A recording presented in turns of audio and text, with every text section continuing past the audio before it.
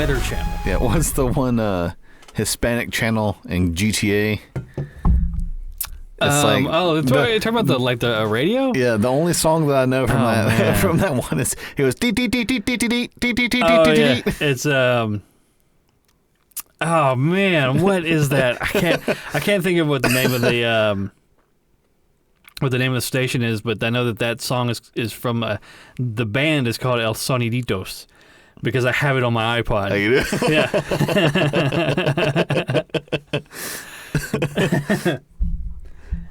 Yeah, that was always like one of my favorite parts of like the GTA series was just like the radio.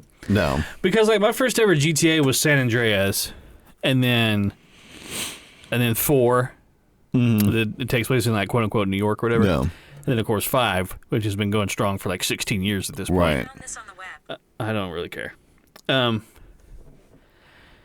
yeah, I mean, so like those games are like, you know, those games are what they are, right? Like so like every single quote unquote mission in that game is drive to this place, then drive to that place, and then shoot a bunch of guys. Right. They never ever deviate from that. No. It's always like we're gonna have a thing like, oh, we're gonna have a stealthy mission. Oh no, something went wrong and we have to shoot a bunch of guys. It's so much fun though. It is fun. They they make it fun, but it's very predictable. Right. Red Dead Redemption 2 did the exact same thing. Right.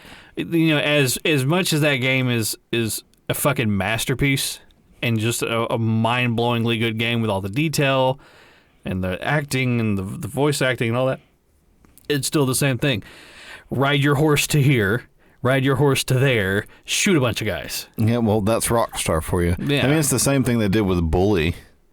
It was just a toned-down version of GTA so they could sell it to kids. I liked Bully a lot. I played the crap out of Bully. Do you remember in Bully, like, when you get to, like, leave the school grounds? Oh, yeah. Because it's like, at the halfway point of the game. Right. And you're like, oh, my God, like, I get to go do more stuff. Right. But it wasn't really, it was like you could kind of go, like, to the fair, and that was it. That's about it, yeah. But it was still cool. You get to go through, like, a little downtown area. Yeah. Like a Main Street type deal. Going to, like, the pier. It was, like, right there. I really like that game because, you know, you're like a student at like a reform school, and like you have to go to class. Right. Like you have to go to your English class, your chemistry class, but you can skip class, and if you do that, like the prefects will hunt you down. Right. And like you can try to fight them, but they're bigger than you and stuff like that. So I thought that was really cool. I like it when a game will let you do something that is bad. Right. They'll let you do it like, you know, here's what you're supposed to do, but you can choose not to do that thing. Right. But if you choose not to do that thing, there's a consequence. Right. Because then that gives the player agency. Well, that's life. Yeah, that's how life works. Right. It's like when people complain about, you know, oh, in GTA you can go around, you can kill hookers, and you can shoot the police and stuff like that. I'm like, yeah, but the game punishes you for doing that. Right. It's not like, thank you for killing the police. They don't crown you king. And then yeah, king of the criminals. Like, where's like those mobile game ads where it's like, like Mafia Crime Boss or whatever. Mafia Crime Boss. Level 1 crook. Yeah. Level 99 boss. Yeah. He like slaps you and takes your wife. And then he does like 4 barbell curls and levels up like 1,000 times. It's like a totally different model. Those fucking mobile ads are some of the most unhinged shit. Like some of them you see, you're like, what the fuck is this? Yeah. Like I was in a group on Facebook a while back called Shitty Mobile Game Ads, and people would just post the ones that they find in there. And there's one like kind of a famous one called like Lily's Garden or something like that. It's another one of those match 3 type games like Candy Crush or whatever, like or like Homescapes or whatever. Yeah.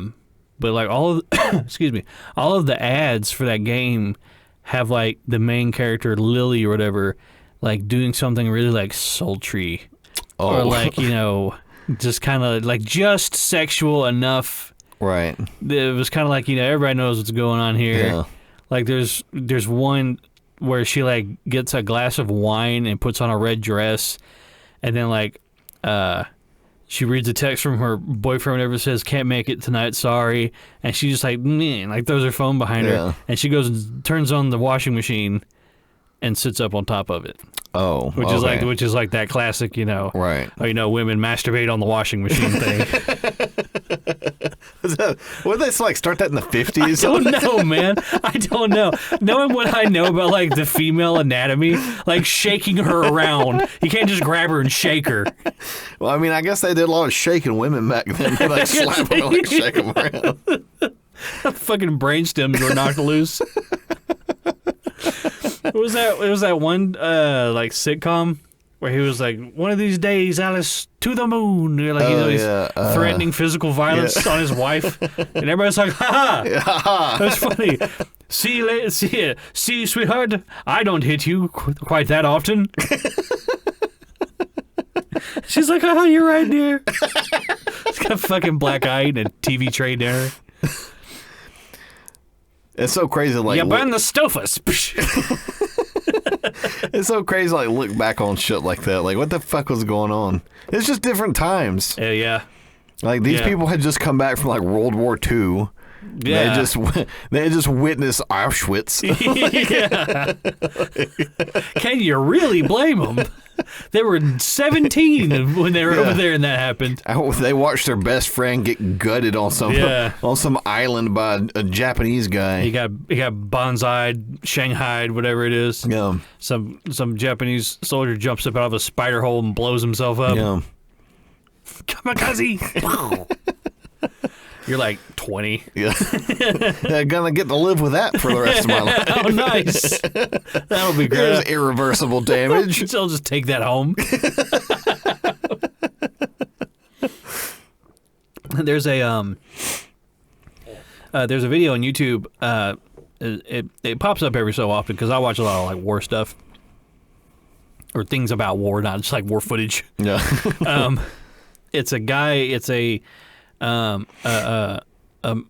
Marine vet. Were the Marines in? When were the Marines made? The Marines got started during World War II. They fought the Pacific Theater, which they were initially created for island hopping. They were an offshoot of the Navy, right? Yes. Yeah. So they were like the infantry portion of the Navy. Yeah. So they were around when Vietnam happened. Yes. So I think I'm right to say that he was like an ex-Marine, but they were interviewing him and they were asking him about like what it was like to be in Vietnam. And I mean, this dude has like the feathered hair and like the aviator sunglasses, right? Yeah. And he's still a young dude, so I mean, like, he's fresh. Like he just got back home, and he was talking about just like, over here, he's like, before we deployed or whatever, we had this idea. They were feeding us this idea that we were going over there to liberate the South Vietnamese from the Viet Cong and communism and all that, this, that, and the other. And then they get over there.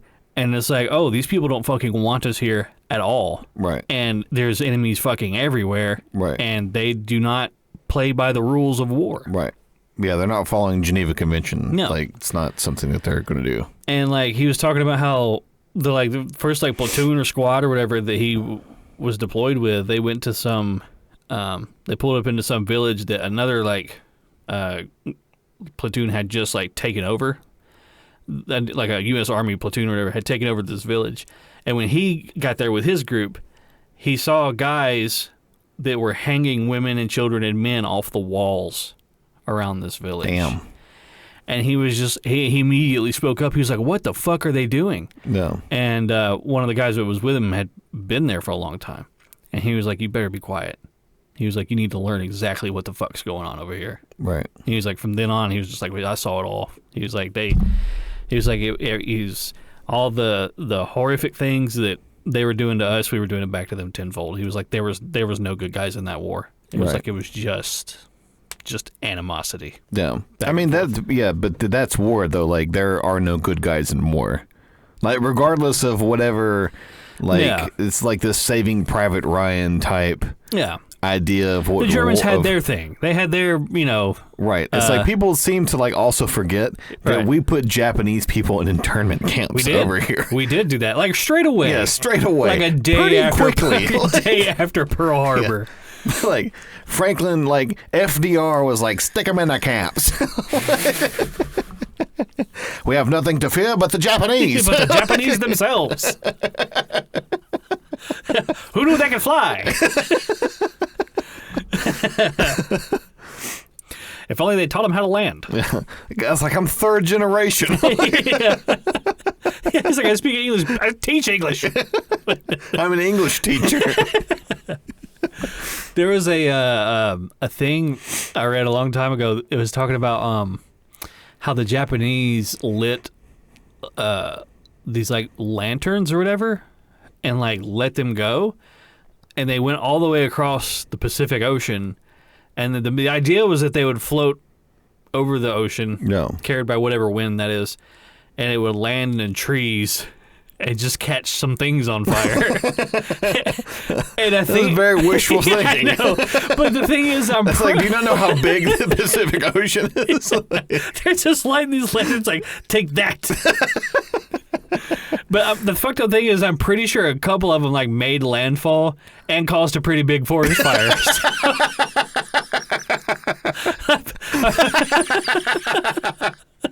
So to their credit, they pulled it off. Oh, that's so funny.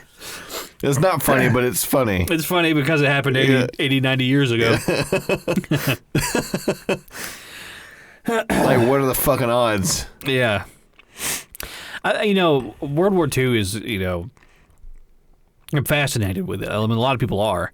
And, I could talk about it all day long just because there's so much to talk about, right? Yeah. Because it was just like the amount of like technological advancement in those 5 years, the fact that World War I and World War II were basically one big ass war with like a concessions break in the middle, an armistice. Yeah, I mean, there's so much stuff you can look at as far as like how Hitler even rose to power, right? Because retrospectively, you look at him like, how in the hell did they let this guy get as far as he did?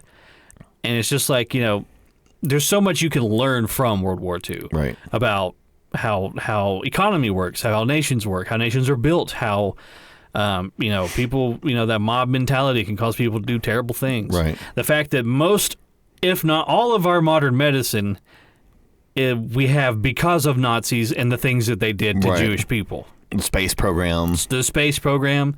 I mean, about Operation Paperclip? Yep. We were just trying to snatch up all the Nazi scientists that we could. Yep. And the Soviet Union was doing the exact same thing. The United States military was going and they were sending jump out boys basically to wherever it was they were doing those criminal trials and snatching these German scientists off the boat and then rushing them back over here. It was like, we got them over here. You can't do anything. You're going to come over here and get the Nazi back from us. Right. We didn't even build a rocket. Over in Huntsville, Alabama. Yeah.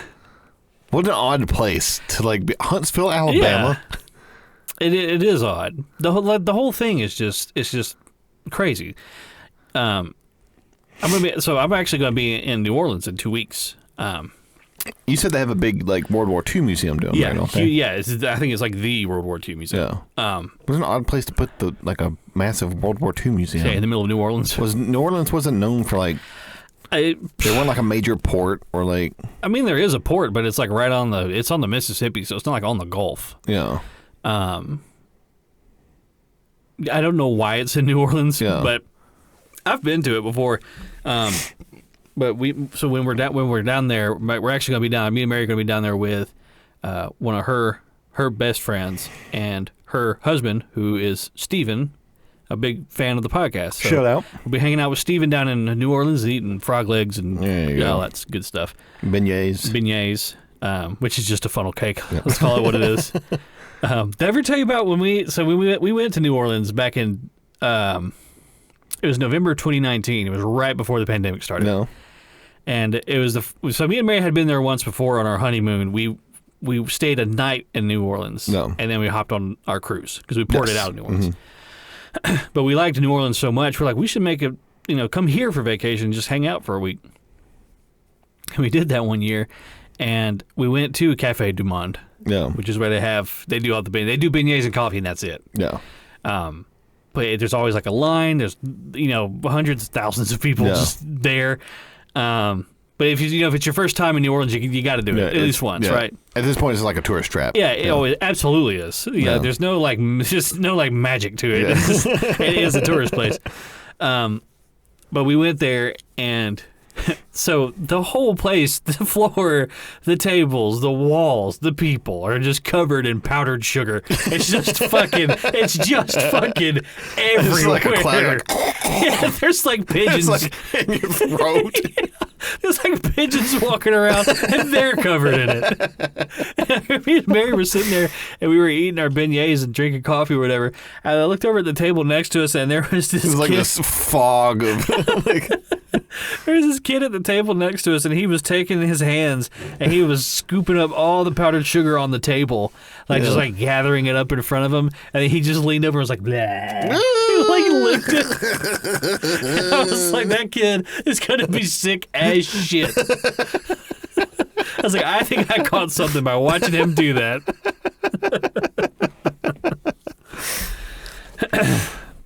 But yeah, the World War II Museum is really fucking cool.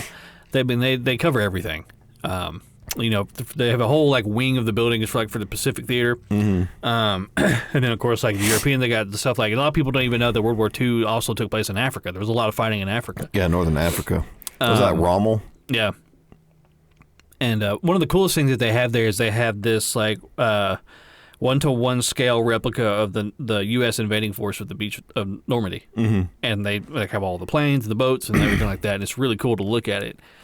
Then they, on the other side of the room, they have a scale, like a model replica of all of like the German, like the pillboxes and the crow's nests and all that stuff. And it's, when you're looking at it like that, everybody's heard the stories about D-Day and seen Saving Private Ryan, and it's just, it's unthinkable that they managed to pull that operation off. No.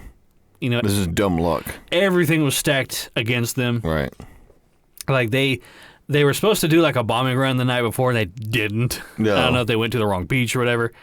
They fed all the soldiers who were deploying on to Normandy Beach. They fed them the night before shit like bacon, eggs, steak, milk. There's a bunch of fucking sailors out in the ocean.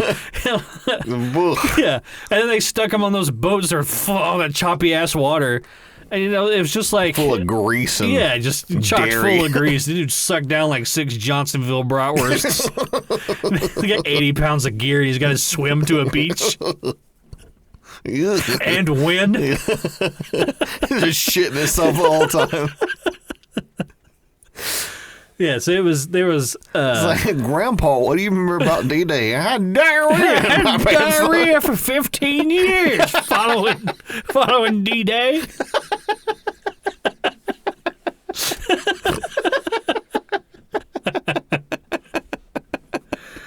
Hitler came and went, and I was still shitting my pants. Oh, God. But yeah, I mean, like there's just so much there. There's so many small stories too. I mean, like you had the big stuff, of course, like D-Day and the liberation of concentration camps and things like that. But all the little stories are speckled in there. Right. Well, I mean, there was so much going on during that time because you also had, Europe had been fighting that war for way longer than what we were actively involved in as far as like the U.S. is concerned. Yeah. Like there's lots of stories, especially from like different countries. It's like the guy that we've talked about that took all the Pervitin. Yeah. And then, like, that Finnish soldier. Yeah. Have you read that story? It's insane. Yeah. It said he was awake for 2 weeks. Yeah. Like, it said that he was in and out of consciousness for 2 weeks. It said that he found a cabin in the woods and burned it down. Found shelter. He's like, fuck this. He said he started a fire in the middle of the cabin, like in the floor. Like in the cabin caught on fire, and he was like slowly working his way away from the fire, like in the snow, and he couldn't go to sleep. Yeah. Well, yeah, because he had gotten separated from his unit, and he had the whole platoon supply of Pervitin, which is literally just meth. That is all it is. I was reading the story, and they were saying that, like, apparently they got ambushed by Russians, and they were getting shot at. Oh, yeah. And he'd been up for, like, 2 days at that point, and he was like, I got to take some Pervitin, like, I'm going to get shot. And so he dumped it into his mitten. Yeah. And he just, like, fumble fucked it, and, like, poured all of it in his hand and just tossed all of it back. My God. It's like 30 pills. heart didn't fucking stop, and man. so apparently, like, I found a story online that I read about it, and it was saying like he broke his wrist because he woke up, he was fighting a tree branch because he thought it was a wolverine. It said like at some point he like went through like a Russian camp and said he just like flew through the camp and the Russians like trying to catch him and they couldn't. He was on skis. He was on skis. Yeah. And then like just this fucking naked Finnish dude just kept flying through camp past all these Ruskies. And then apparently he got to like a German where they dug a trench and he went to open the door and the door blew up. And, like, some Finnish soldiers found him with a door handle still in his hand. They said that when they got him to the hospital, this is 2 weeks later, his heartbeat was 200 beats per minute. God almighty. What did he experience? I wish that, like, he wrote, like, a memoir. I think that he did. He like he had somebody, of course, like wrote it for him or whatever. Yeah, I'm sure he doesn't remember a lot of it. No, apparently they're like, from what I read, they're in the works to try to get like a major motion picture made of this event. Well, but fuck, they did Cocaine Bear. Well, why not? Yeah, I'd be very interested to see Perverted Man. Perverted Man. I remember reading that they like when they found him, he was extremely like emaciated. Yeah. I mean, because his body had to be burning 5,000 calories a day just from his heartbeat alone. And I think they said the only thing he ate was just like a sparrow that he like small birds and pine nuts. Right. So he's like, he had to be climbing trees and like ransacking big nests, dragging a sack up the tree, stuffing birds into it, lighting cabins on fire, blowing himself up. It was him, and one of my other favorite ones was Simo Haya. White Death. The White Death. Yeah. He was a he wasn't even. I don't even think he was in the military. I think he was just. He was part of the. He was like a militia member. Oh, okay. But he had like a lot of land or something, right. And like the Russians were encroaching on his land, right. And he had like this white camouflage thing that he would wear. And he would just take up these sniper positions against the Russians, and he killed a fucking ton of them. Yeah, you want to know why? One of the major reasons why? Why is that? Is because Stalin decided that the Russian soldiers did not need camouflage, so they were wearing red coats out in the middle of all this white in the snow. So he was just picking them off. Yeah, easy pickings. Yep, and they couldn't fucking see him. Yep, and I read another thing about him because I just went down the rabbit hole, and it was saying that he also did not use he didn't use scope sights. Yeah, he used iron sights. Iron sights. Yeah. That's fucking Which is nuts. fucking wild. I think they tried to take him out several times with artillery. I mean, they're blowing up the forest that he's in and couldn't get him. Yeah, he ended up like getting shot. Yeah, I think he got shot in the face. Yeah, he got shot in the face. It like blew the bottom half it blew his jaw like off the hinge. Yeah. And I think they stuck him back together and he went back out a couple days later or whatever, but what a fucking badass. But they said that at one point it was like a 15-day stretch. He was killing 25 a day, is what he was averaging. That's fucking crazy. fucking crazy. That's wild. 20 men a day. Yeah. Just fucking. It's like some shit that like Quentin Tarantino would write a movie about. Some Finn actually did it. You have him, and then there's Audie Murphy. The dude that hopped up on top of a burning tank and shouldered an M60 or whatever, Browning machine gun, whatever they had back then, mowed down like 50 Germans while he was on fire. They don't make them like they used to. Fuck no. I mean, I couldn't do that. No. I mean, like, have you ever been near a campfire? It's kind of hot. Yeah. I can imagine a tank that's boiling. You imagine now, like a guy that fought in World War II like that. You know, this grizzled vet at like 21 years old. He went in at 17. He fought all 4 fucking years. Yeah. Killed like 200 men. 200 people. Yeah. You know, and then he imagine pluck him out of time. Yeah. And then stick him in a Starbucks. Yeah. In 2023. Yeah, let him have a conversation. Yeah. With some beanie wearing Adam's apple idiot sitting with a Mac computer. Talking about capitalism so bad. I need to strangle him. Drinking a soy milk latte. Yeah. Just sucking estrogen down his windpipe.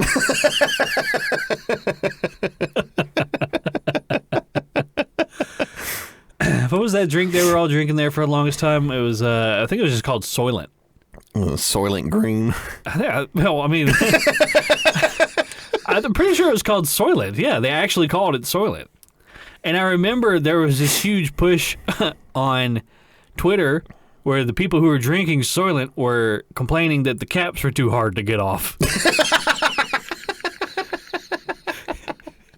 And so the company made this gripper thing that you could buy to take the cap of the Soylent bottle off. It's like it writes itself. It does. You fucking nut up, dude. You know what you should be drinking is water, if anything. Just drink more water. Drink some fucking milk. You're all desiccated, like some in a spider's web. Got no strength in your bones. A strong wind would blow you away. Yeah, blow you to pieces. You just come apart.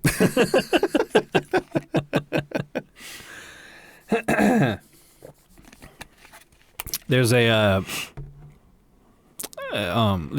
lot going on politically right now. Always with those types. No.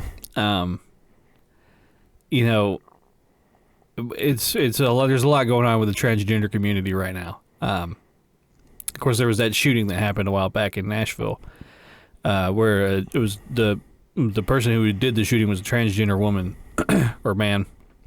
It was a biological female, so then it was it was a transgender man. I think is how that works. I don't know, but the thing is, you know, it's been very interesting to see, you know, the left and how they're reacting to this, because a lot of times the people who are doing these shootings are, you know, straight white men, or, you know, they identify as conservative or whatever the thing may be. And so a lot of the discourse that I've seen online, of course, you know, Twitter isn't analogous for the real world, but I mean, you do get a lot of news through it, and you can kind of gauge public opinion a little bit. But the kind of overarching thing here is that a lot of people are more upset by the fact that a transgender person committed this act than the fact that 6 people, including 3 children, were slain. I saw somebody that was upset because the person was misgendered. Oh, there was a lot of that too. Yeah. Very upset that the child murderer was misgendered. And it kind of reminded me of, so I know I've talked about Chris Chan quite a couple times, and I know you don't know who that is, but there's Down the Rabbit Hole did a video on him, and you just got to watch it. There's a lot to unpack there. Chris Chan, or Christian Chandler is his name. People call him Chris Chan. He decided that he was transgender at some point, and he changed his name to, I don't remember Christine or Wanda. I don't really. Wanda. I don't really remember. I want to say there was a W in there somewhere. And he lived at home with his mother, and his mother was like 80 or 90 years old, so she needed like hospice care. How old was he? I think he's probably late 30s, early 40s. Oh, so she had him late. Yeah. Yeah, because, you know, all the early videos of Chris Chan, doing all his like videos on YouTube and stuff like that, his parents would come in there, or they would appear on camera sometimes, and they were old then. Yeah. So Chris Chan got in trouble for sexually assaulting his mother, his 80, 90-year-old mother. He would do oral sex on her. So the whole thing is just a fucking gross circus. So that story hits, you know, people are talking about it. No. And the prevailing thing that people were upset about was that people kept referring to Chris Chan as a male and not the fact that he was a transgender woman. They were misgendering him. the dude that sexually assaulted his own mother, it was a bigger issue that they weren't calling him the right gender than the fact that he did that. So, I can kind of see where people, I can kind of see it's very important for these people to be affirmed as the gender that they identify as. And we're not going to have a huge transgender conversation. I feel like we've touched on it quite a few times. But if you have to, I think, at some point, take a look at yourself and say, okay, in this instance where this person has sexually assaulted their own mother, or in this instance where somebody has gone and committed a mass shooting at a children's school, is it really that important whether or not the person is being misgendered? It is not. Or is it more important that, or what's the bigger issue here? The act that they did, or the fact that they're being misgendered? So, I think it's important to take note of what people are prioritizing as the outrage. Right. It's important to take note of that, and it's important to take note of who is doing that. Right. And watch those people and keep an eye on those people, and just probably don't mingle with those people. Right.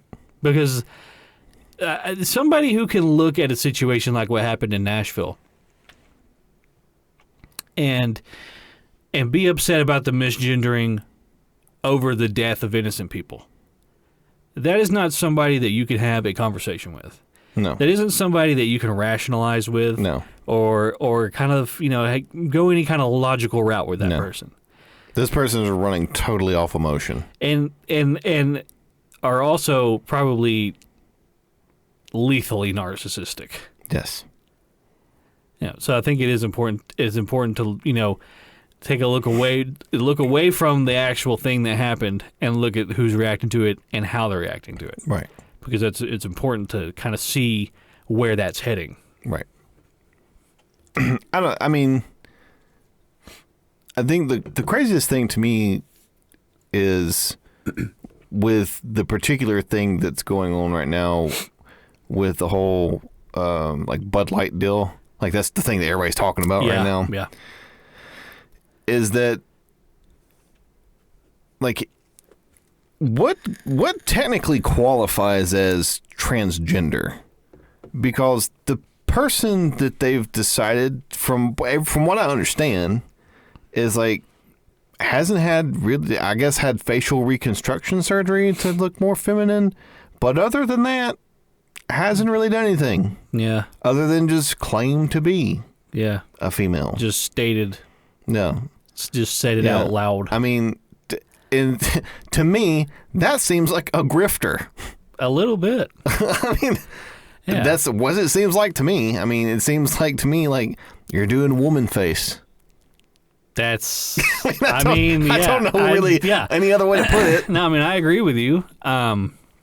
That's once again, this is my personal opinion. So. Right. Yeah.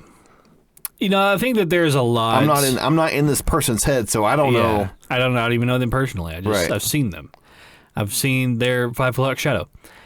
I think that, it's important to let people live the life that they want to live, but also, you need to call people out for when they're encroaching on space that isn't theirs. Right. Which is exactly what I think that this person is doing. Right. Because, it kind of seems to me. I've never been a huge proponent of quote unquote feminism, this third wave feminism. Well, there was a big issue for the past 20 years, somewhat. Right. Gender equality and women or girl power and blah blah blah. I feel like it's just been fucking steamrolled by the transgender thing. Yeah. I feel like a lot of the people who were championing this, third wave feminism and power for women and all that have completely abandoned that flag and have now jumped onto this, trans women are women thing. And it becomes an issue when cisgendered women are losing because of it. Yeah. I mean, yeah, absolutely. Losing in a professional sense, losing opportunities, losing scholarship opportunities. You're taking away from people, who deserve it. Right. It's meant for them. You can't just say that you deserve it because you feel that you do. Right. See, I will never think that it's okay for a transgender woman to fight a cisgendered woman in the UFC. No. I will never think it. You will never pass that. The only way that I would ever say, it would be that person's decision is if a biological female would say, yeah, I'm willing to fight that person. I'll fight him. But, okay, well, that's you. That's on you then. I mean, I imagine that's what's going on. Right. But a lot of these, UFC fighters, don't get to pick and choose their fights. I mean, it just seems to me like the logical thing to do would to just have a transgender category. And they've I think they've had that talk before. Right. But the issue that the transgender community has is that you're drawing a line in the sand. What they want is for transgender women to be totally inclusive with cisgendered women. But that's not reality. They don't want you to even see them as two different things. But your chromosomes say differently. But it's interesting that they feel that way because they don't identify as women. They identify as trans women. Right. They always say, I'm a trans woman, I'm a trans woman, I'm a trans woman. Right. And then you say, are you a woman? And they're like, no, I'm a trans woman. But I want to be in all this where all the real women are. Right. But I don't want you to see me any different than them. But understand that I have this prefix. Yeah, but I think like it is a loud minority of an already small minority of people. Yeah. That are causing a lot of these issues. Yeah. And it's really interesting how much has been given. Like how much land has been given, to this movement. It's so fast. I mean, transgender people have been around for ages. This isn't really honestly not a super new thing. No, I mean they've been doing it in Thailand for. Yeah. But the fact that they've gave way so hard to the thing is just unreal to me. I kind of feel like the left has made their own bed here, right? Because they really wanted to cultivate this thing where you are not allowed to ask questions, right? And you are not allowed to debate, right? You have to accept my truth as I present it to you and accept it as your reality, right? But now that we have this thing that flies in the face of it, right? It flies in the face of logic and reason, right? It's almost like they're afraid to admit that they were wrong. Right. See, my biggest concern with this whole thing, since I think when I first started hearing about like the whole trans thing, was like back in 2006. I was still in the Navy. Like when like the whole like trans thing got rolling. Yeah. Like when people were talking about it. It was like 2016, like the last couple of years that I was in. And my biggest concern is that, especially too with the conservatives, is that there was so much like there's no pushback. Mm-hmm. And then eventually like the backlash is going to be bad. Yeah. Like that's my concern. It's like, and there's going to be people that just want to live their life. Yeah. And they're going to suffer because of this. And it's going to come down to the fact that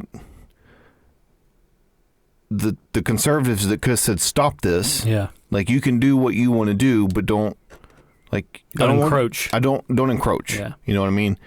And then you have these, what I would consider to be grifters. Yeah.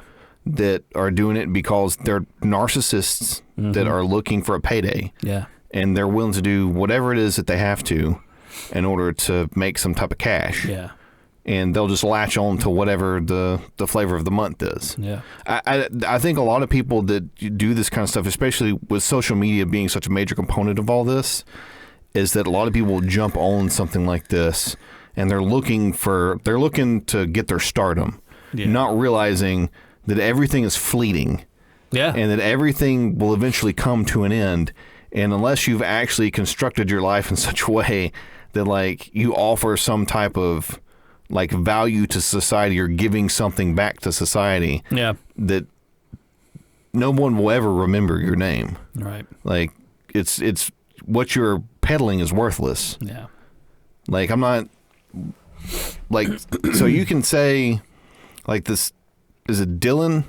Dylan Mulvaney. Yeah, so this Dylan person, like, from what I understand from, like, some video, like YouTube videos I've seen people talk about it, was that he was using TikTok, or she, or whoever this person is, was using TikTok and, like, was already kind of doing some stuff that was kind of griftery type deal. And then obviously, like, once the, came out as, like, I guess the deal is, like, most of the time they go non-binary and then transgender or whatever. Yeah. And then got a bunch of hits, and that just sped the process up. Yeah. And it's like, oh, well, I'm trans. And then all of a sudden, I can make a bunch of money. I can make a bunch of money. Yeah. Right. I mean, that just, to me, like, when I see stuff like that, my brain's like, oh, I see what this is. Right, yeah. Right. Yeah, definitely. And, I think you're right to call them grifters, because if it wasn't transgenderism, it'd be anything else. Yeah, I think it would just be something else. It'd be something else. It's just that transgenderism is the hot thing right now. Right. And the fact that, and that, like we said, that makes it really difficult for people who are transgender or who just want to live the life that they feel they want to live. I mean, it's the same thing that you see with, like, the guys that used to walk around with, like, the future is female type deal. Yeah. And then they were, like, horrific fucking people. Yeah. Like, would beat the shit out of women. Yeah. Would fucking rape women and almost everything. Always. Yeah, almost always. Yeah. Almost always. Like, those type of people will latch onto something. Yeah. And they've latched onto the transgender thing now. And there was a, from what I understand, it's a transgender porn star who made a tweet, earlier in the week. His name is Buck Angel. Is a biological woman, transgender man. And from what I understand, they have been transgender for a long time. Right. Like one of the forefathers of the whole thing. Right. And they were just living their life. They were living the life they felt the way that they wanted to live it, and they weren't bothering anybody, and nobody was bothering them. Right. So, he spoke up on Twitter about how he's upset that all of these, like, new wave transgenders or whatever are ruining his life for him. Right. He's like, our community, we worked a really long time and really hard to cultivate this space for ourselves. Right. He's like, and then you attached yourself to it, and you were very loud, and you were very abrasive, and nobody likes you, so therefore, and people hate you. Yeah, now they're attaching me to this movement. You're a fucking lightning rod. Right. For all the hatred that, everything that you catch comes to me too. Right. It's like, when you're not even really about this. Right. This is just the thing you want to be right now. Right. And those are the people that I feel the worst for, is, like, people that legitimately do not feel like they are what they biologically are. Yeah. And, like, people, that's, like, a real thing. Gender dysphoria is a real thing. Yeah. And people that, they're like, this is an issue that I need to address, and they address it, and they live their lives as normal as they possibly can. Yeah. And it's like, that person didn't ask for this. Yeah. That person asked for, like, this Budweiser. Yeah. To, like stick this Dylan person on a can and then make their lives hell because, like, they're getting all this backlash. Yeah. And people are so stupid that, like, they can't, once they get pissed at something, it's like they can't fucking turn it off. Yeah. It's like, I'm just mad at this thing now. I'm just mad at this Always. thing now. Yeah. Instead of being like, this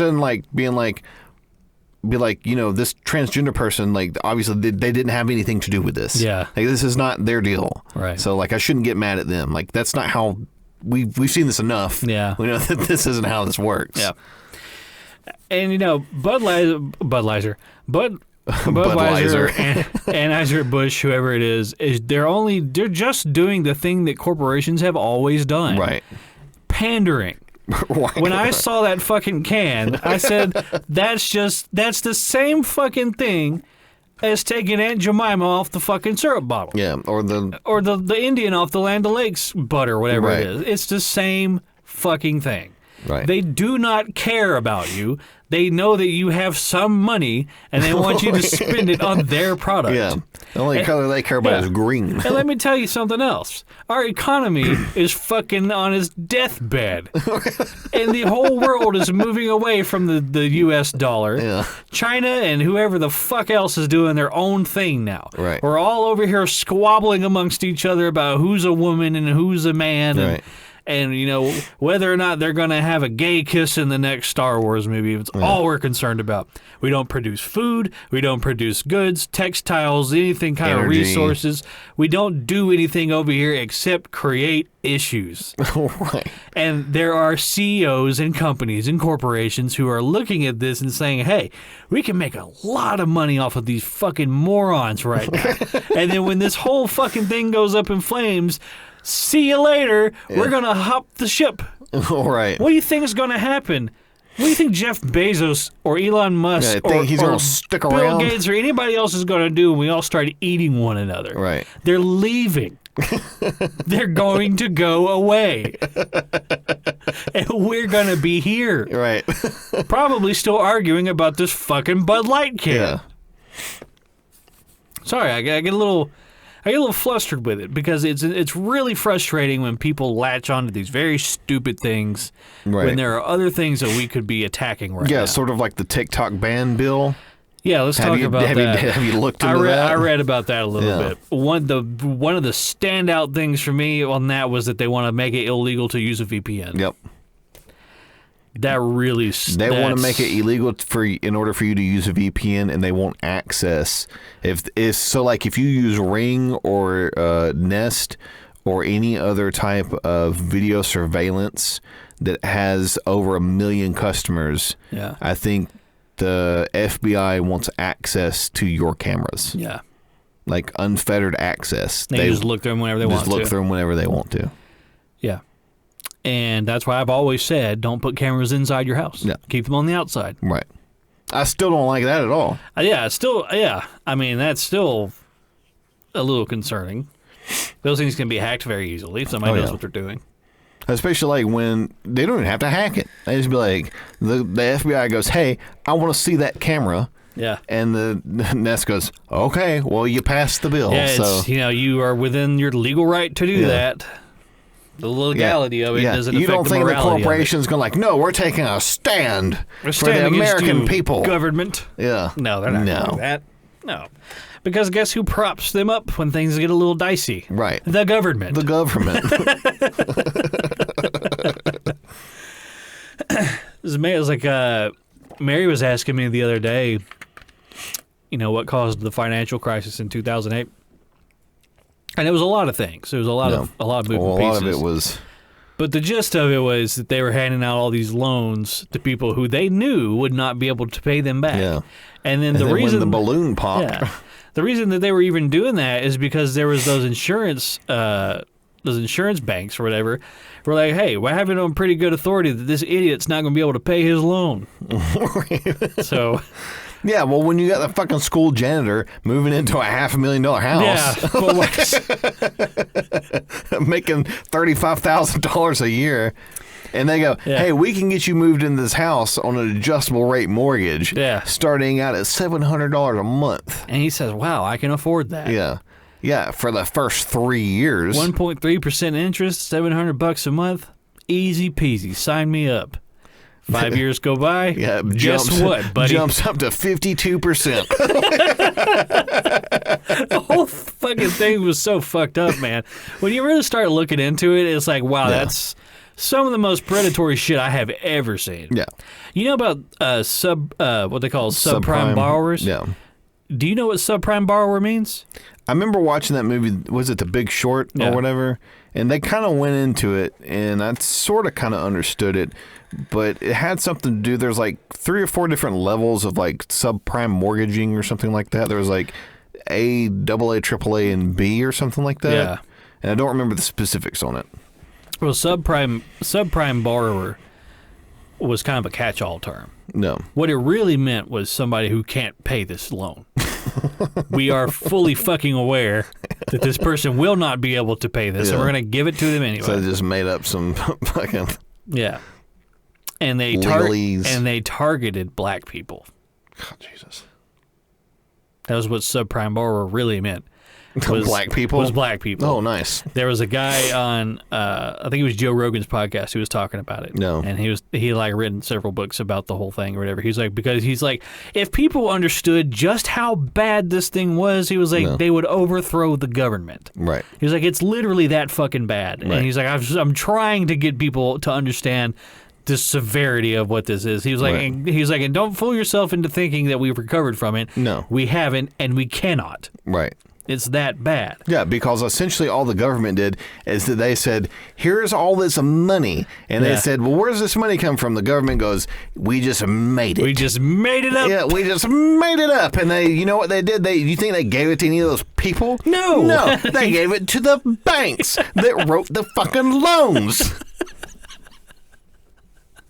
And you know what they did? It's not like the government paid those people's mortgages off. No, that's not what happened. What the government did, they said, hey, all that money that you didn't get paid, we're going to give it to you and kick those fucks out of their house. Yeah. Those lazy pieces of shit. Yeah. And so they went and they evicted all those fucking people. And all those fucking houses just sat there with nobody in them. Yeah. Yep. And then they fucking crashed the housing market. Yeah. I remember there was people that worked in construction. They lost their fucking businesses and their jobs. It was fucking bad. Nuts. I remember how fucking bad it was because I remember Mom and Dad were nervous that they were going to lose their fucking jobs. Yeah. And Dad works as a fucking machinist, or he did at the time, and then Mom works as a fucking teacher. And teachers were like, we don't know if we're going to lose our fucking jobs. Right. It was really bad. I tell you what it was. The government was really propped up to do they had a fork in the fucking road here. It was like the devil and the angel on the shoulder. And they looked over at the devil and started sucking his wiener. And they flicked the angel and said, get out of here. They could have helped the people. Yeah. They could have took all that money and they could have helped the people. Or you know what they could have done? They could have went, well, I guess you're just going to fail. I guess you're just going to fail. Bank of America, Wachovia, SunTrust. Yep. Sorry. Chase Bank, BBC, every single fucking one of you. It was all of them. All of them. It was every single all one. All of them. I'd be like, you know what? You're going to have to fail. Sorry. That's what Iceland did. They ran the same fucking scheme in Iceland. You know what they did? They let them fucking fail. And you know what? Iceland has recovered. Yeah. Because you can't, and I feel like a lot of people don't really understand what inflation really is. So it's like, we have all this money, right? We got all this money. It's about, some people have some of it, other people have some more of it. But there's only so much of the money. Right. And the money is really only a note. It's called, you've heard the term banknote. It says that you have this much buying power. That's all that means. So and those banknotes look a lot different today than they did back in the early 1900s. Yeah. Because if you look at the difference between the two of them, on the one in the early 1900s, you could exchange it for silver. Yeah. You could go to the bank and they would give you silver for your money. Something that has intrinsic value to it. You take that shit to the bank now, you said, I'd like some silver, they're going to laugh at you until you get the fuck out. Yeah, that's exactly what they're going to flick a fucking quarter at your head. So the money is backed by something, right? It has to be backed by something because it's just a little piece of paper, technically cotton if you want to be that guy. It has no real value beyond what it is. You could wipe your ass with it one time and that's about all it's good for. Right. So where does the value come from? Well, it has to be backed by something. Well, it used to be backed by gold, right, which has intrinsic value.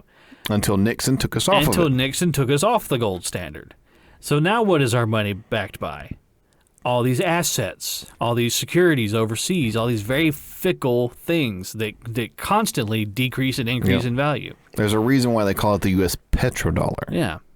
So your money never has any kind of a constant value. No. And it eventually gets to a point where the money is not backed by anything substantial enough to give it any kind of real value. Right. So they say, what do we do? Let's just make some more of the money. Right.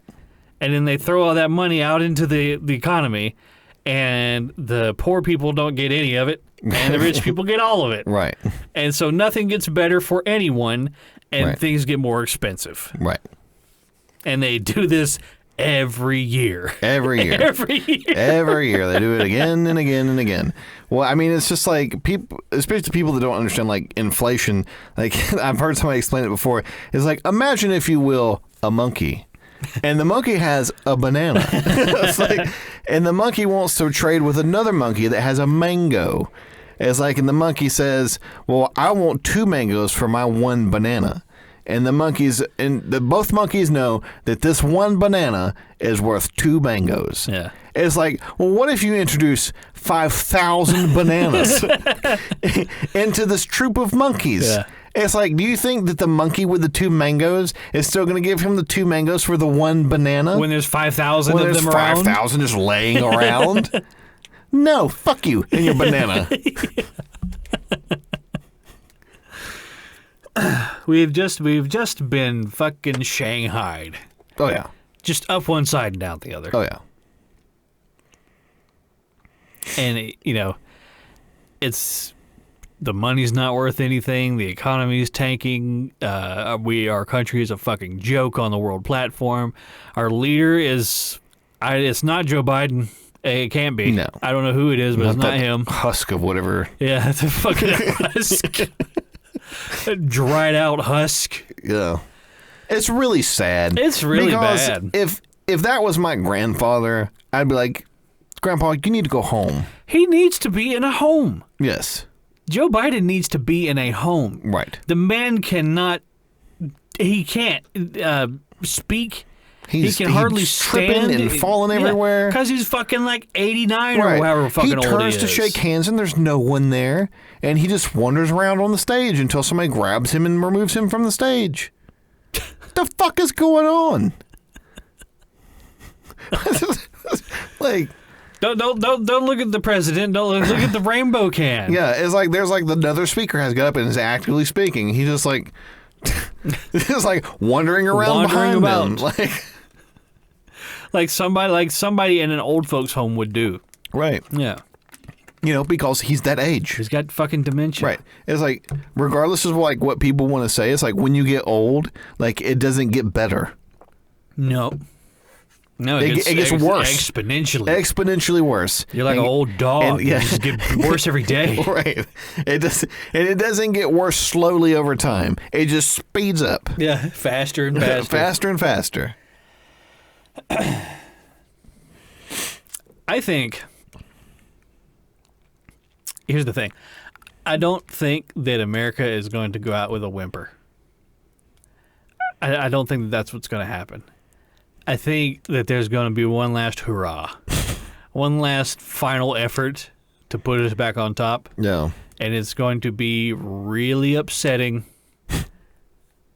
for the whole world when it happens. And if I had to take a guess at who's going to be on the receiving end of it all, it's probably going to be China. Yeah, I think so. Yeah. And they're going to have a really hard time putting people in boots to go over there and do what they're going to have them do. Right. Because people are so disenfranchised. Right.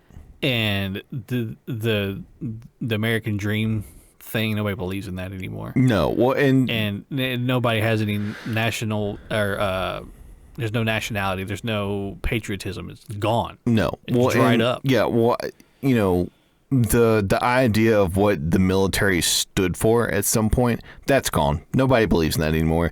Even the people from the red states that served in the military that made up most of the military. Yeah. Like, they don't. This is bullshit. Yeah. Fucking bullshit. They know what's going on. Yeah, they know what's going on. I mean, especially, too, it's like you look at, especially like when Ukraine kicked off and like all the people from the Red States like, fuck you, go fight your own war. Mm-hmm. Like, we're done fighting your fucking wars for you. Yeah. Like, go get them from where you fucking come from. Yeah. To be fair, that was the attitude we had in World War I and World War II. That's true. Because World War I, we didn't get involved until they sunk one of our cruise ships. Yeah. And we said, well, we got to do something now. Right. We didn't get involved in World War II until they sunk some of our Navy ships. Yeah. I was like, well, I mean, got to do something now. Great Britain's going over there with depleted uranium rounds. Yeah. And Russia essentially said, we're going to take that as a nuclear threat. Yeah.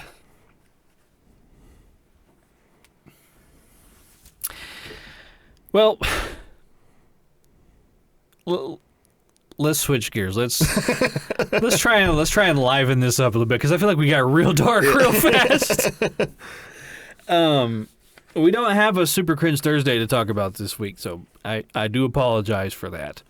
I didn't think about it. We did hit 4,000 downloads though. We did? Yeah. Oh, nice. Yeah, I meant to post that. Let me double check and make sure, but I'm pretty certain that we went over the 4,000 mark. You people have listened to this thing 4,000 times? What are you doing? What are you doing? Yeah. 4,000 downloads. Oh, nice. So, and that was 3 days ago, so I'm imagining it's over 4,000 at this point. Nice. So coming up on that 5,000 mark. Look That's at awesome. that. I'm really glad that people like to listen to this. You know what? Shout out to you guys. Yeah, shout out to you. You're the real MVPs. Yeah. You the real MVPs here, all right? So thank you so much. Thank you for listening to us bitch and moan just every week. We never come on here with anything nice. We never say anything nice. We never talk about anything nice. We're just down here being mad. On a lighter note, I have a turtle. Ah, yes. So I got a little turtle guy, and I very quickly became infatuated with him. I think he's very neat. I got him a little aquarium and everything in there. It was funny because the day I got him, found him the day before my birthday, and I was like, you know what, I'm gonna keep this turtle. No. Just see how this goes. The very next day, I went to PetSmart and spent like $250 on turtle stuff. Gotta get that tank. And like, well, it looks like I'm a turtle owner now. Yeah, I'm a turtle guy now. But maybe, I don't know. I haven't seen him eat anything yet. Yeah, well. So hopefully, hopefully that turns around. Hopefully that turns around. But yeah, I didn't realize how much is involved with owning a turtle and just keeping the fucking thing alive. Like, there's so much that you have to do. Like, his water's got to be the perfect temperature. Yeah. He's got to have an area where he can get out of the water sometimes. Yeah. He's got to have some live plants to help with the quality of the water. Yeah. And it's like, they live outside just fine. Why is it when you put them in this perfectly cultivated environment, they're like, I can't do this, man. I'm barely hanging on. It's like the opposite of a dog. Right. Like, a dog lives in a perfectly curated environment that we give the dog. But if the dog gets lost outside, he's done. Right. Some dogs. Yeah, some dogs. I have seen some dogs I go, yeah, you'd be fine. Yeah. Like Ruthie? Yeah. Yeah. If Armageddon happened tomorrow. She'd be like a raider. She would end up running a pack somewhere. Like Mad Max stuff. Not Lex and Lola. No. They're just weenies. Yeah. Not Charlie either. Yeah. Old Moaning Myrtle. Moaning Myrtle. He cries, just whines. Does he? Oh, yeah. Oh, man. Yeah. Like at night? Oh, yeah. Yeah, if he's got to go outside and go pee, he's woo! Like a fucking specter going up and down the halls. What is that? I hear him in his crate. He goes,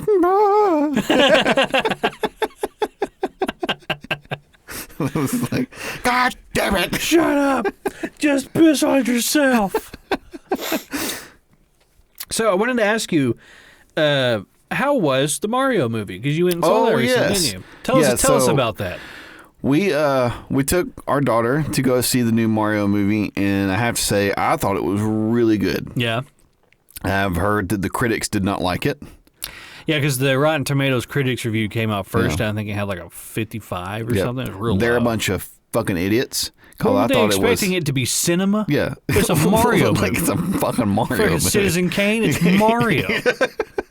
Jack Black's playing Bowser. What did you think this is going to be? Charlie Day plays Luigi. What do you think is going on here?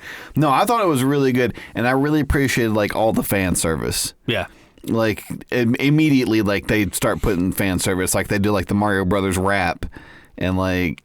Yeah, they did that. Yeah, from the Super Mario Bros. Super Show. Yes. Yeah, that was like one of the commercials. Yeah. When I saw that commercial, like they start the movie that way. Oh, do they? Yeah, with the Super Mario Brothers rap because they're like doing a commercial. Yeah, when I saw the commercial, the first time I was like, okay, I feel everybody had a lot of reservations about how this was going to be handled. Right. And when I saw that, and I was like, they used the song from the TV show. Right. I was like, okay, like they're gonna. I feel like that they're gonna treat this with some reverence. I mean, for Christ's sakes, this is Mario. It's like the video game character to end all video game characters. Yeah, like if you for people that even don't really even know what video games are, like if you said name a video character. Yeah. Like almost everyone would say Mario. Everybody knows who Mario is. Yeah, everyone knows who Mario is. They might not know like the deep lore. Yeah. But they like, they know the guy with the hat and the mustache. Yeah. Like everybody knows who that is. He's everywhere. He's on everything. Yeah. I mean they had there's all kinds of Easter eggs in the movie. I just thought it was fun. Like it's a Mario movie. Yeah. It's not. That's all it needed to be. That's all that movie needed to be. Yeah, I mean it is exactly what I thought it was going to be. Yeah, and it was good. It's fun to like take your kids if you someone go watch a Mario movie. I probably would have enjoyed it too. Like if we didn't have a kid, I probably would have just waited and like watched it later or whatever. Yeah, come out on whatever streaming service. Right, but I mean I enjoyed it. I thought it was really good. It's definitely. I just thought it was like a good family movie. Yeah. So yeah, I thought it was really good. Yeah, I haven't seen it yet. But I've been, I've seen a lot of people like doing reviews and things like that, giving like their opinions and things. And the kind of the overarching theme here is that everybody's like, yeah, this movie is basically what you expected it to be. Right. And it was like it doesn't really need to be anything else. Right. It's. I mean, for Christ's sakes, it's fucking Mario. Right. The Mario isn't a children's character. Mario isn't that deep anyway. Right. He jumps on turtles. Right. Save the princess. That's all it is. So I thought it was interesting. I remember when I first realized it, or when I first heard that Illumination was going to be handling it, I was like, oh, I don't know about that. Like, it's really, I was like, Illumination, their stuff, like the Minions movies, and like, they're kind of a meme. Right. At this point. No, I thought they did a great job. I was very impressed. And a lot of people were like, oh, like the physical, like the visuals in the movie. It's like, it's Mario. Yeah. What are you talking about? Yeah. And, I think that it doesn't have to be visually stunning. Yeah. It doesn't have to be fucking Avatar. Yeah. It's just Mario. I was really, kind of shocked that people were thinking that there was going to be a lot of politics and like real world analog stuff shoved in there, like trans rights and BLM. And I was like, you really think they're going to put BLM in a Mario movie? Like Mario's going to be like, Black Lives Matter. Like, no, they're not going to do that. Yeah, I mean, I guess is once again, like if we go back to like the Bud Light thing, right? Yeah. Like it does feel like a lot of corporations like try to like shove it on you all the time. Mm-hmm. It's like I want a reprieve. Like just give me something. Something, please. Yeah, and that's exactly what the movie was. It was just this is about Mario. Yeah, and it's like there's no like real world carryover to any of this stuff. Yeah, it's like he's trying to save the princess from Bowser. It's like it just follows the storyline. Yeah, Disney is probably the world's worst at doing that. Oh yeah, it's like I know that the Multiverse of Madness, the little girl character, whatever, she had that pin on her chest, and everybody was all upset about it. And I thought it was funny that it was just that pin. That's all it was, because that's very easy to edit out of the motion picture when it goes to China. No. And, they're doing another Into the Spider-Verse movie, Miles Morales, and a lot of people have gotten all upset about it because there's one of the characters has a flag in their room that says "Protect Trans Kids" on it. Yeah. And then Miles has like a BLM pin on his like book bag or whatever. Yeah. And it's like these very small little things, but at the same time, it's kind of like, Miles Morales he's like a half black, half Mexican kid. He's a minority. Right. It kind of makes sense that he would have that pin. Right. I kind of get that with him, but it's also like it's just there. It's not the focus of the movie. Right. Yeah, I mean, I really don't. It's like when everybody got pissed off about the gay kiss and Buzz Lightyear. Yeah. It's like tonguing one another. It's like they kissed like a peck. Yeah.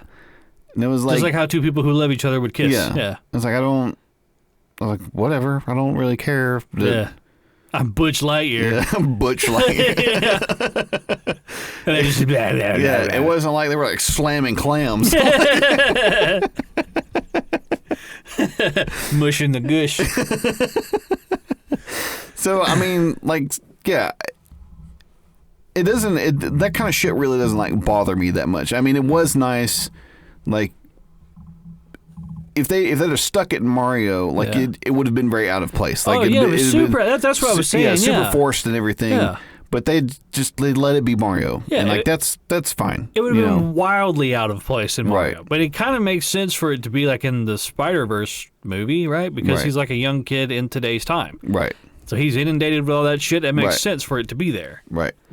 So if it's just like a pin or a flag or what, who honestly gives a fuck? Right. If it's if they stop the story in its tracks for the character to look into the camera and say trans rights, and then they go back to do it, everybody in the theater's like, what was that?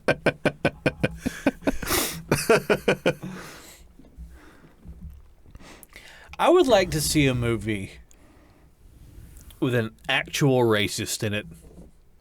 Because real life racists, they went and got off the street. No, I mean like a character who is a racist. Yeah.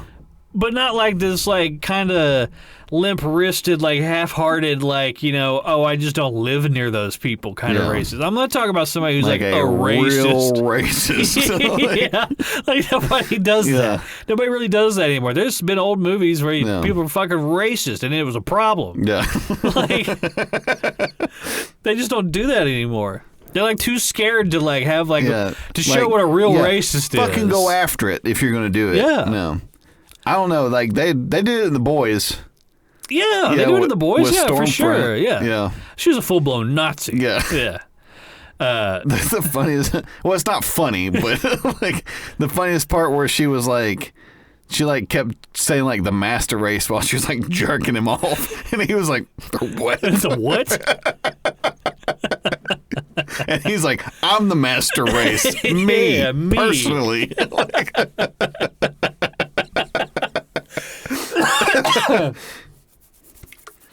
I think that we would talk about The Boys for a second here. I think that's one of the things I like about Homelander as a villain. Is because he just loves himself. Right. He, his only goal, he has his single goal. Right. It's to have everybody love him as much as he loves himself. Right. And there's nothing beyond that. Right. And it works so well because people are constantly seeing him for the piece of shit that he is. Right. And he just can't accept that. Yeah. It's extremely analogous for a lot of narcissists. Right. And I know that there's some narcissists out there who are seeing it and aren't picking up on the fact that they're looking in a fucking mirror. Right. That show is so good. That's another.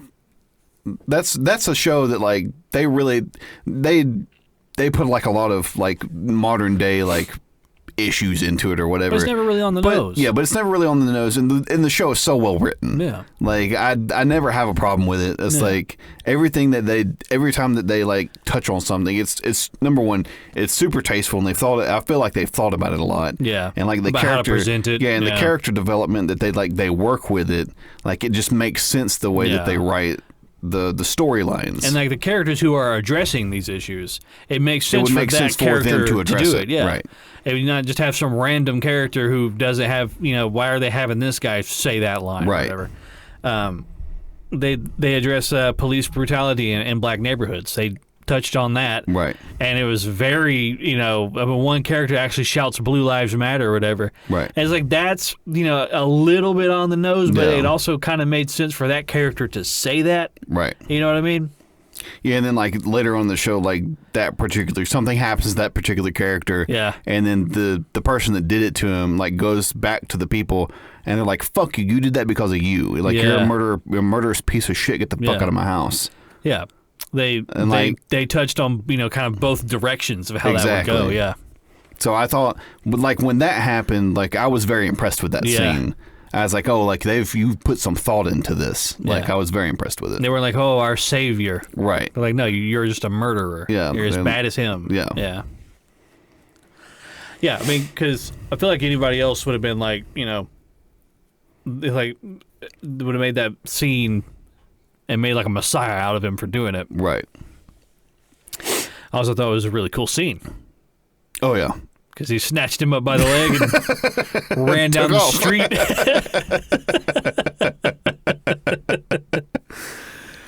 No, like I'm very much. I appreciate like superhero shows that are not PG. Yeah.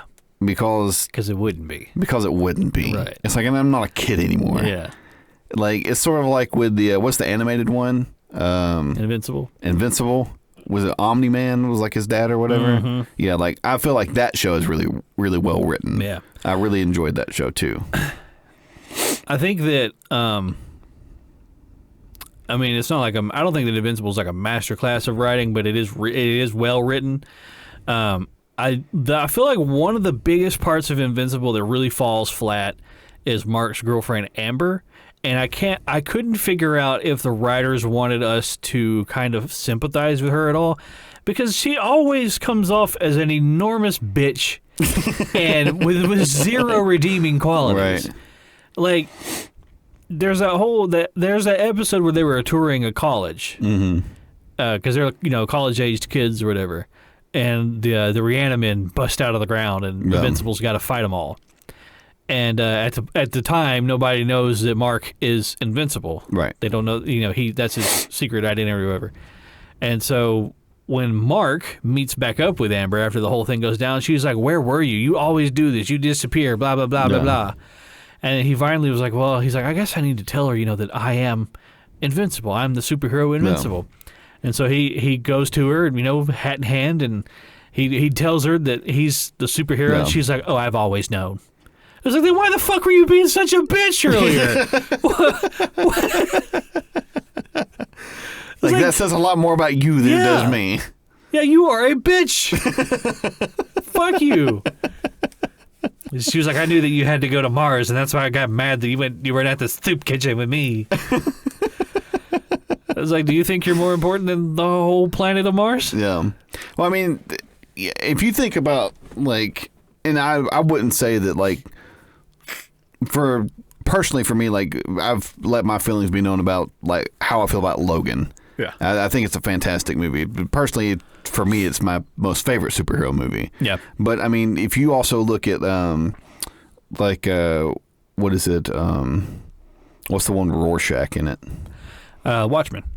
That's also a fantastic movie. Mm-hmm. And that's not, they don't shy away from some of the more gritty aspects of probably what that would be. Right, yeah.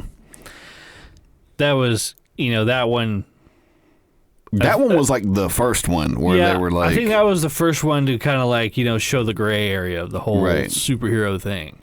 And that one was also the first one that ever brought up the point of like, what gives you the right to police us? Right.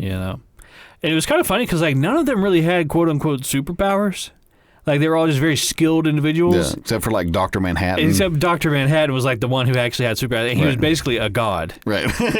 And he very quickly realized that that's what he was. Right. And then he leaves. Right. He's like, I don't have to concern myself with the humanity anymore. That's some other thing that doesn't bother me. Right. I'm gonna go live on Mars. Right. I tire of you. Yeah. One of my favorite things ever is that comic strip panel where he blows up Rorschach.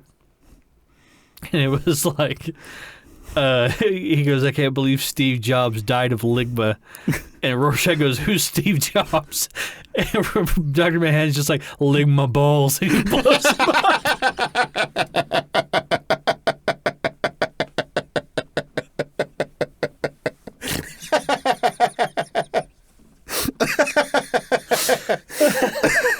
It's such a good joke. It sounds like if that was like, that's such a good joke to like write into like a, like it's why I hate that it's just a dumb meme. Yeah. Because that would be such a great joke to like write into a comedy. Yeah. Like somebody just totally missing the point. Who's Steve Jobs?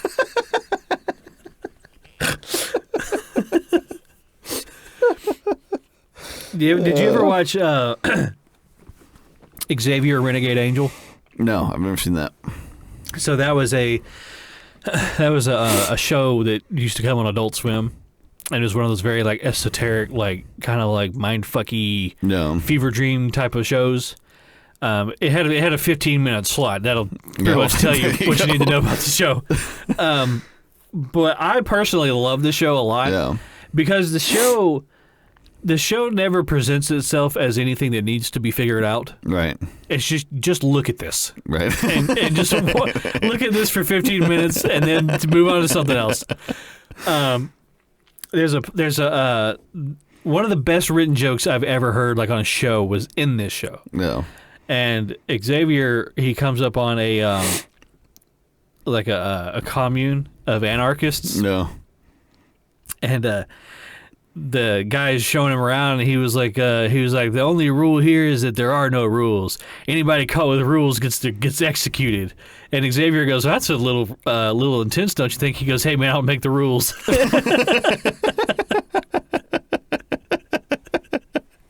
And I was just like, that's such a well structured joke, you know. It plays off a bunch of different things. I know we've talked about it before, but Adult Swim has had. I really appreciate Adult Swim for what it is because it's had so many different iterations. Yeah. Like I remember like when it's what happens when a network wants to have fun. Right. Yeah. Like when it first got started, I remember, and I don't know if it still uses the same platform or not, but I remember like Saturday nights were all like the anime. Yeah. So like you had like Yu Yu Hakusho. They would do Toonami too. Toonami eventually moved over to Adult Swim, I think. Oh, they did? Yeah. Well, I know that like Toonami had like Dragon Ball Z, and like they had the more toned down, like anime, and then like you would get into like Saturday night, Bebop would have Cowboy Bebop, and like Yu Yu Hakusho, and then have like JoJo's Bizarre Adventure or something like that would come on. They like slicing people up and blood and all that, guts, and then Sunday nights you would have things like you'd have like Aqua Teen Hunger Force. Mm-hmm. You'd have like more like the comedy. Yeah, Metalocalypse. Metalocalypse. You'd have Space Ghost Coast to Coast. Space Ghost is so good, dude. I love fucking Space Ghost. Space Ghost so much. It's just piecemealed together, you know. Like, it's so crazy too because that was such like a flagship for them. Yeah, and I don't think they intended for it to be. No, they didn't. No, they absolutely did not. But it's just so good. It's rewatchable. Oh yeah, absolutely. It's funny because they have a lot of like guests come on, like Conan O'Brien or whatever, and they'll have Space Ghost like interview him, and like all those interviews are so hard to watch because they just like you can see like a lot of those celebrities are getting angry. Yeah. They're like, what the fuck even is this? It reminds me a lot of the Eric Andre show. Yeah. Where he'll get people in there and he'll just like fuck with them. Is it sort of like, well, I guess no, because you do like the Between Two Ferns, but they're in on the joke, like with Zach Galifianakis. Yeah. So, did you see the movie? No, they had a movie? There was a Between Two Ferns movie. And I can't remember if I went and saw it in theater or not. I think it might have been like a streaming service thing.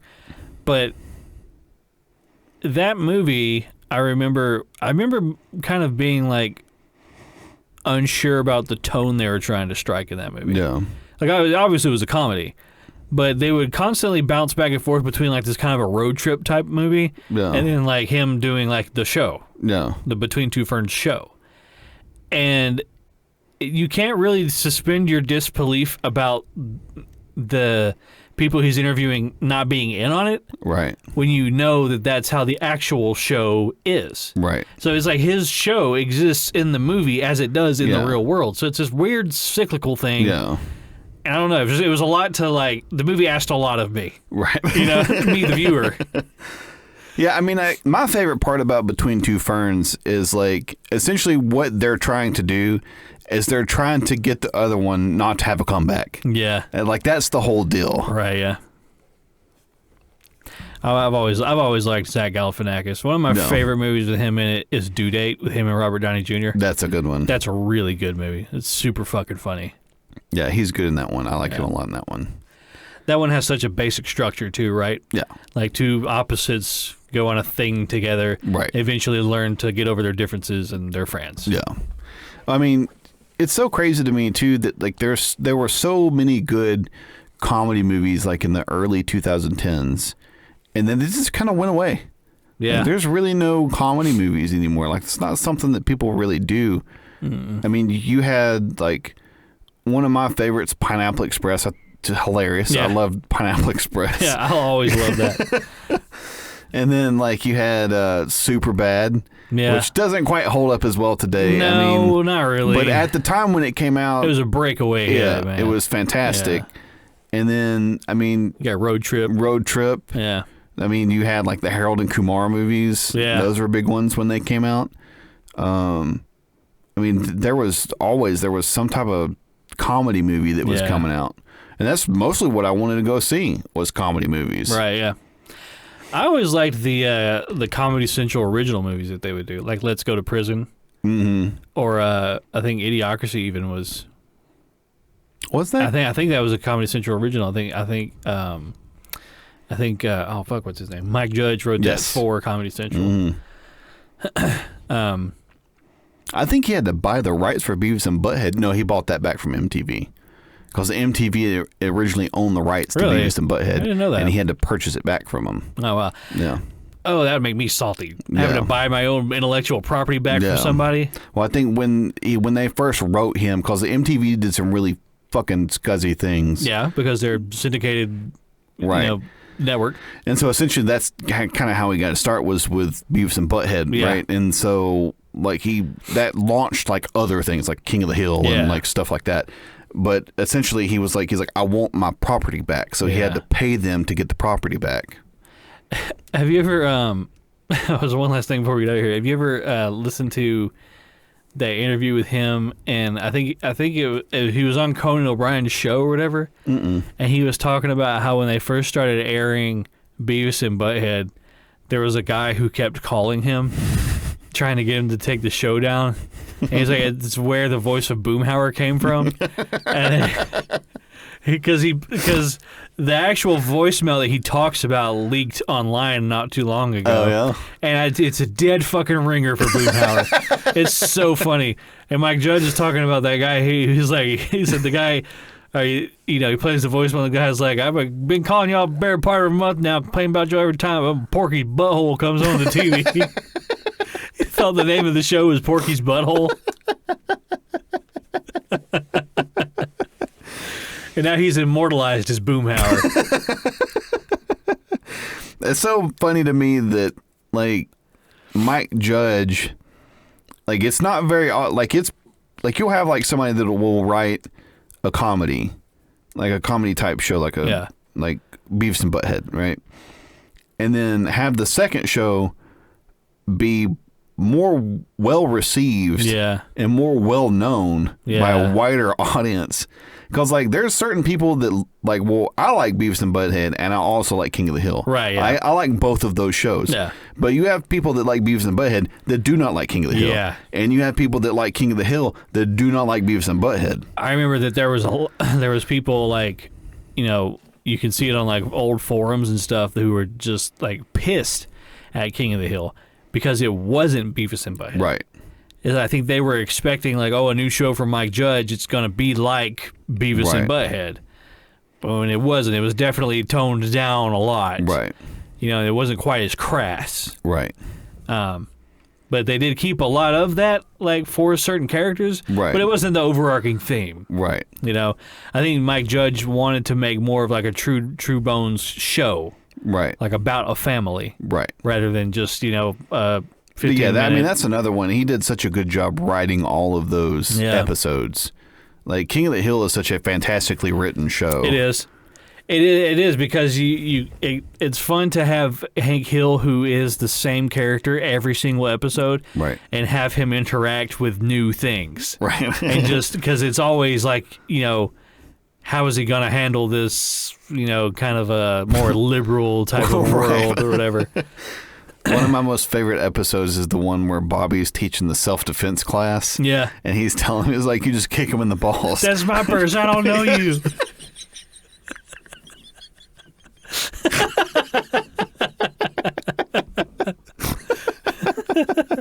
I like the one where she's got to teach a sex ed class because she's a substitute teacher, and she's in the bathroom and she's trying to say, like, penis and vagina, and Hank's standing out on the lawn or whatever. He's like watering his lawn, and you hear Peggy go, vagina, and Hank's just like, whoa. It's like the whole neighborhood can hear you in here cussing.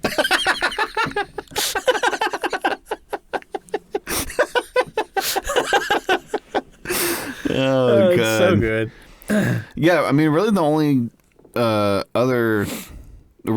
other writer or, like, artist would be Matt Groening from The Simpsons with Futurama and The Simpsons. But I mean, I love Futurama. I think Futurama's great.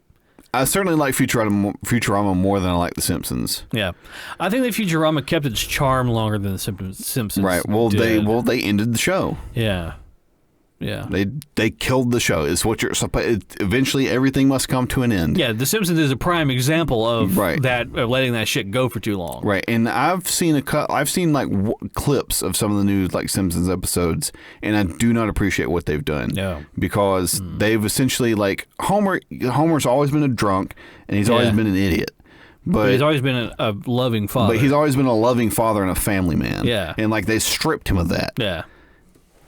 They did the exact same thing with Family Guy. Right. Like, you remember, like, early Family Guy episodes, Lois and Peter loved each other. Right. And loved their kids. Right. And now everyone's just extremely cynical and mean-spirited. Right. It's annoying. Right. It's annoying to watch. One last quick thing, though, about Family Guy. Yeah. I remember was one of the hardest times I've ever fucking laughed in my life was watching Family Guy. And I don't. It was one of the early episodes, and I think, like, Peter and Lois were, like, going to, like, high schooler parties to drink their beer or whatever. And the cops show up at one of them, and the cops chase Peter and Lois outside, and they're trying to climb a wall. And they're like, "Hey, get back here!" And Peter and Lois drop back down, and Lois is like, oh no, Peter, what do we do? He's like, Lois, look over there. And then he looks at the police, he goes, run. And the police take off running.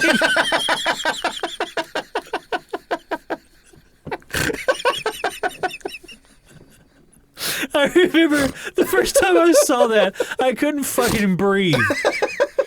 Because it was just a twist, you know? I mean, I'll give it to them. Like, every once, like, I still watch Family Guy sometimes. I'll, like, if I'm folding clothes or something, I'll throw it on. Yeah. And it's like, and every once in a while, like, they get me really good. Yeah. Like, they still have it. Like, every once in a while, they can summon it up. But say some of those early episodes they were clever. Oh yeah. Like I never saw that coming. It was the funniest fucking thing. I remember my chest hurt. I was laughing so bad. Like my chest was sore the next day. It was funny because like I was in my bedroom and I was watching it like before a school night, and that happened, and I just could not stop laughing. And it got to the point where I started panicking a little bit. Yeah. But I was laughing at the same time. I was like, what if I don't ever stop laughing? Like it was fucking me up. One of the funniest ones I saw was they were doing like an episode where they were doing like cutaway stories. Yeah. And like Quagmire did one and Peter did one and then Joe did one. And you can tell, like, as they're going through it, it's like they have room for 3. Yeah. That's all they can get in. Yeah. And it's like the running gag in there is, like, Cleveland keeps trying to, like, insert himself. Yeah. And his wife is, like, sitting at the bar. She's like, you let them know that you want to tell a story. And, like, at the end of the episode, like, Peter goes, all right, Cleveland, go ahead and tell your story. And Cleveland opens his mouth, and they end the episode.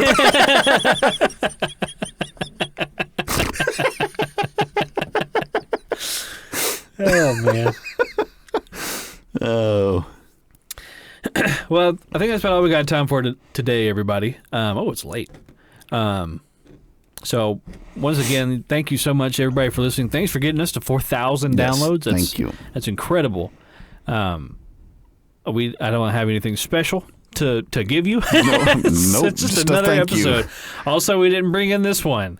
This is episode 66. Yep, there you go. I think it's episode 66, right? I don't know. If it's not, I'll edit in the correct number. You'll see it when it pops up. Yeah, as long as I number it correctly.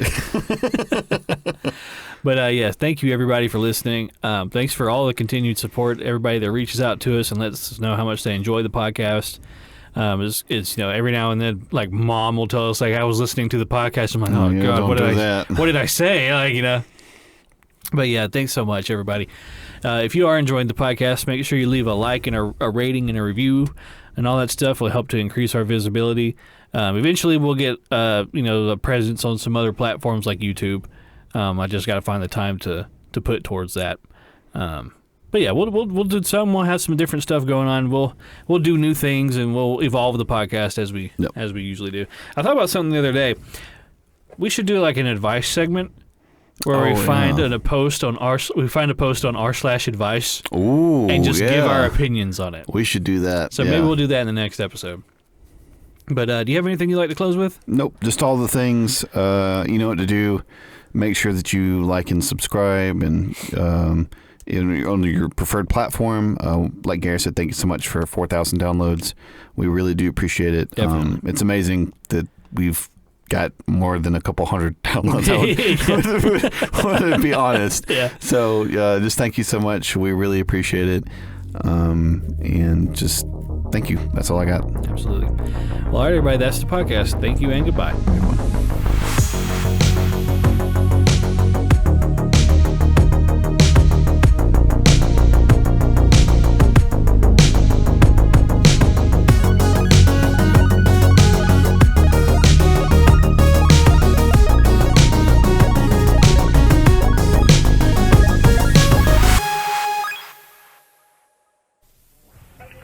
I've been calling y'all for better than a month, growling about y'all every time the Looney Tunes come on.